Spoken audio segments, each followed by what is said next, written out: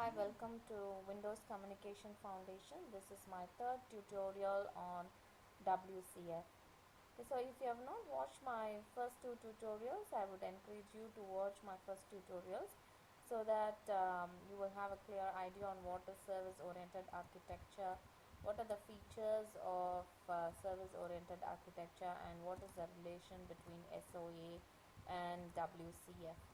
Okay. So this is my email ID, darniegrace@gmail.com. So if you have any queries, you can write to my email ID, or any suggestions, please feel to write your suggestions also. So in this tutorial, third tutorial, we will be seeing about service development lifecycle.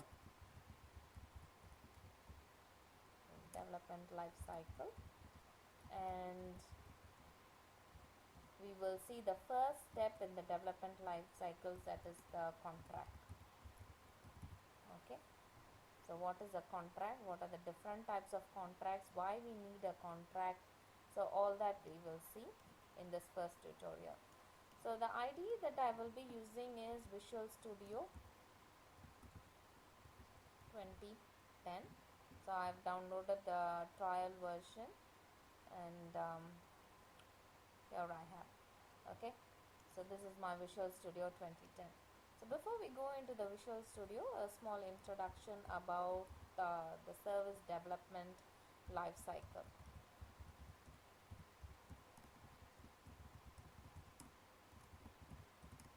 Okay, I've just given it as LC. LC is life cycle.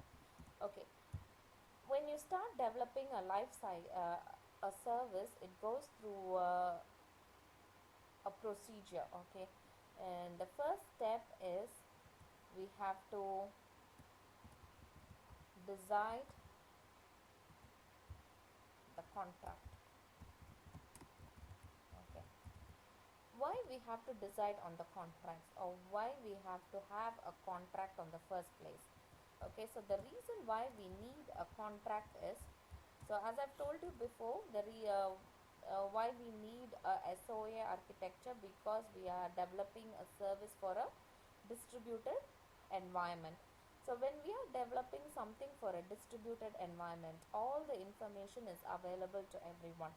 Okay, so there should be some bond between the client and the service, telling that this is the contract between you and me, and what I have to give to you, which service I have to give to you, and which request I can get from you. So all this contract is placed in this first step. So we have to decide on the contract. Okay, which operation I can give it to a client, and which operation I should not give to a client, and how the data has to be passed. So everything has to be given in the has to be stated in the data in the contract session. Okay, once I have decided on the contract, once I have placed the contract, the second step is I have to implement my service. Okay, so as soon as I decide to do a service, the first step is not implementing a service. First you have to define the contract, decide the contract, and say this is the contract. Once your contract is ready, and then you have to go for the implementation part. Okay, and once you have implemented your contract, the third step is you have to define the application configuration. Okay, so why we need this configuration file in the first place? So if you have watched my first two tutorials, I told you, when there is a communication between a service and a client, the communication is done through endpoints. Okay, so we have to have a application configuration file. Okay, wherein we define the endpoints, okay, for communication with the client. Okay, once you define the endpoint, and then you host the service. So the application configuration file is for defining the endpoints, because the communication is between the client and the service is done through the endpoints. So once I define my endpoints, and then I host my service. Okay, so here even when you host a service, you can host it in different ways. We will see what are the different ways of hosting a service. You can host it as a console application, or a WinForms, or Windows service, or a web service, or an IIS. So you can host it in different ways. Okay, it depends upon the developer. Okay, and then once you define the endpoint, and then you host your service, and finally once your service is hosted, you can consume the service through the client. Okay, so these are the 5 steps which is involved in the development life cycle. The first is you have to decide the contract. Okay, what is the agreement between the client and the service, what operations you are going to expose to the client, what data you are going to give to the client, what is the return type, everything you have to decide on this contract. Once you decide on the contract, then you have to implement the contract using the implementation part, and then you have to define the endpoints. Why? Because the communication between a service and a client is done only through endpoints. So you have to define the endpoints. What is the address, what is the binding, what is the contract, everything you have to define in the application configuration file. Okay, once you define the endpoints, and then you host a service. Okay, and hosting a service, you can do it in many ways. You can either host as a WinForms, or a web service, or a Windows service, or a console application. It is up to the developer, up to the requirements of the project. You can host your service, and then once you host your service, you can consume the service through a client. Okay, so we will see a small example of how to do the first step. Okay, decide the contract. Okay, so I use my Visual Studio. Go to the start button. There I have my Visual Studio 2010.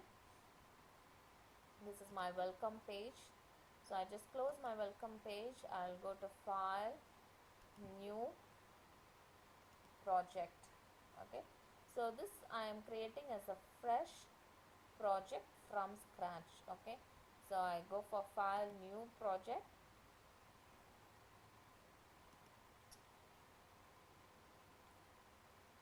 So here I have a predefined set of templates. Okay, so I will go for WCF service library, and then you have solution name. So here I give demo 1, demo 3. Okay, so since it's a third tutorial, I'll just give the name as demo 3, and name of my WCF service, I will give it as my service. Okay, now you give. So this is my template. Okay, I didn't give anything on the first place. I just defined the solution name and my project name.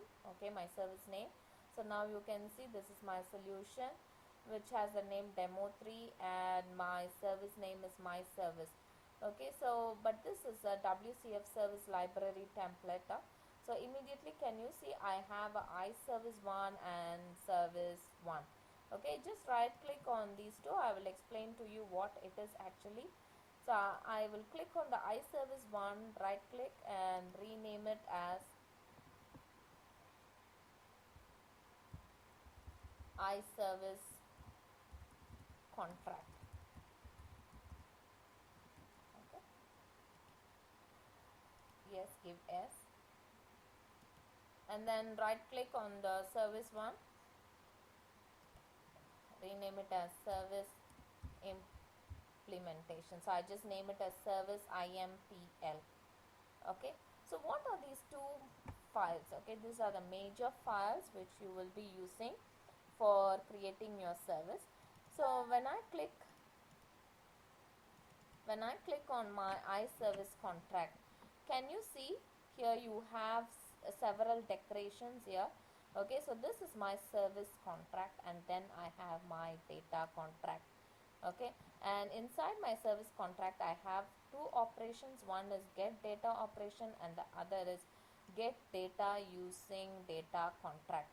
Okay, so these are the two operations, okay, and they are placed under the tag service contract. Okay, so once I place a service contract, my service will identify that this interface, okay, this interface is a contract. Okay, so service contracts are defined as C# interfaces. Okay, and once it identifies a service contract, it will check for the operations. Okay, so here I have operation contract and another operation contract. So once I decorate it with operation contract, that means that particular method is exposed. Okay, so now if I remove this operation contract, then this method is not exposed. We will see a small testing. Okay, so I'll just click on this. Now you have an inbuilt WCF test client, so you don't have to uh, host or do anything. You can just write, just make sure it is set as startup project. Okay, in case if you have multiple projects, and in that case if you want to test this particular project, just right click and set as startup project and then run here. Okay, so now it has self-hosted. Okay, it has self-hosted the application. This is my WCF test client. Okay, and can you see there are two methods, two operations which are exposed. So I'll click on this. Okay, and I give some value and invoke it. Okay, so my request is 12. I'm sending the request and my response is you entered 12. So similarly I have you get data. Okay, so I just invoke it. Sorry, I'll just give true value, string value, Darnie or something. I just, okay, some message here it has been displayed. Okay, so these two operations are exposed. What I'm interested is about the operation contract tag. Okay, what is the relationship between the operation contract and this one? Okay, so now I'll just close this and I remove my operation contract. I just comment it. Okay, so now what I'm doing is I'm just exposing only the get data method and not the get data using data contract method. Okay, now I'll just run it again.